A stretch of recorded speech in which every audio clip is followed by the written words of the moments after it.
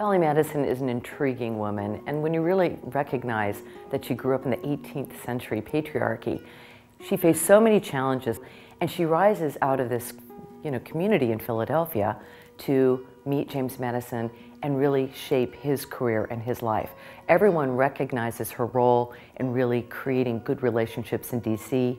She becomes one of the great characters of that entire time period, including becoming the First Lady. Her life is a wonderful model for all of us how to do the most with it. Dolley Madison in some ways was a political genius. And I use that term because her circumstances could not entirely explain her. She was exactly what this country needed, and she and historical circumstances rose to meet each other. And what she knows, without really having a word for it, is that the salvation of this system is that people have to learn to work together. Dolley and her colleagues, her female colleagues, created a kind of parallel political structure. It was a social world, I call it the unofficial sphere, where the process of politicking gets done. I think that her great gift to the nation is this model of governing.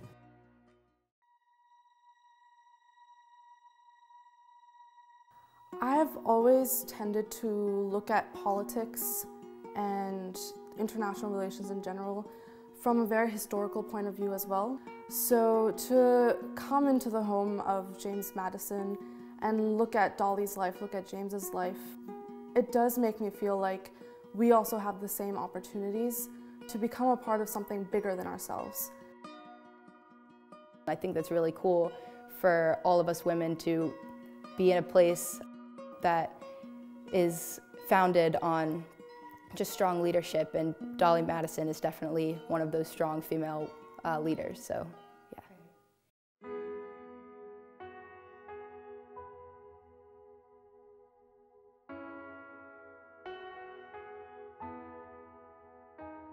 The issues facing women leaders haven't changed that much. It is still very hard to get a seat at the table when you think about the 190 heads of state in the world.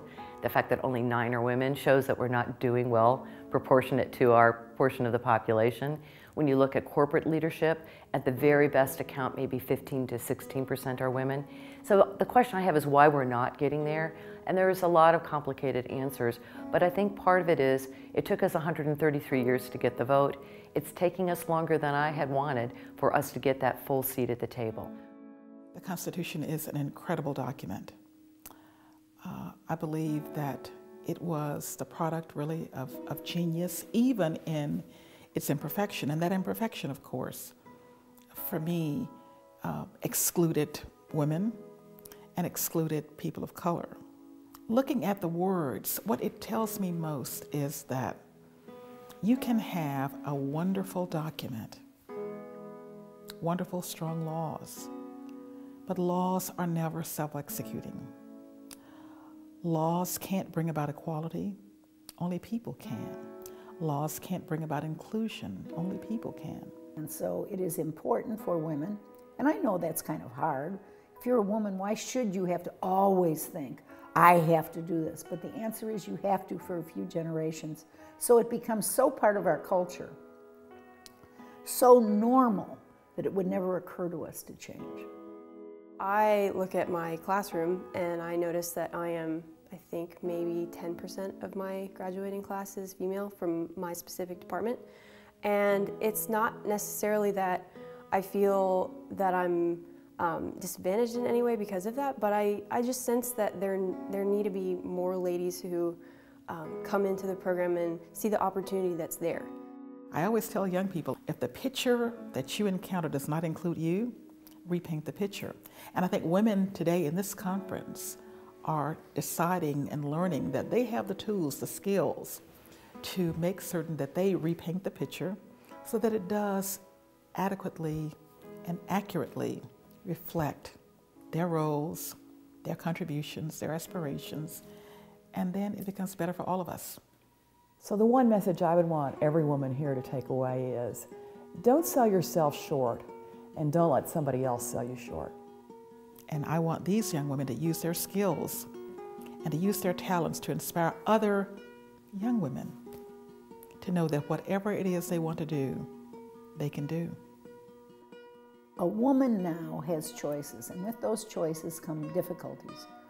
But the difference between fearing choices and not having choices, we can see what happens to that, to women around the world when they have no choices. The young women I've met are so inspiring, and they're thinking hard about their future.